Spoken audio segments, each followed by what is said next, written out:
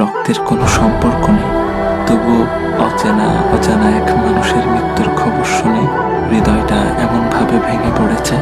এই ব্যথা কি আগে কখনো অনুভব করেছি? নিজেকেই প্রশ্ন করি। সব সম্পর্ক রক্তে বাঁধা থাকে না। কিছু মানুষ না জেনেই না চিনেই হৃদয়ের সবচেয়ে নরম জায়গায় স্পর্শ করে যায়, আর চলে গেলে রেখে যায় নামহীন এক দীর্ঘ কষ্ট। কেন জানি মনে হচ্ছে এই শোকটা শুধু তার চলে যাওয়ার নয়, এ যেন মানবতার এক নীরব অংশের বিদায়। চেনা ছিল না, কথা হয়নি কখনো, তবুও তার অনুপস্থিতি হৃদয়ে গভীর শূন্যতা রেখে গেছে। একটা জিনিস খেয়াল করেছেন? আমার ভাই ওসমান হাদিকে গুলি করা হলো জুমার নামাজের পর, আর তিনি তার রবের ডাকে সাড়া দিয়ে চলে গেলেন জুমার রাতে। কত সৌভাগ্যের মৃত্যু!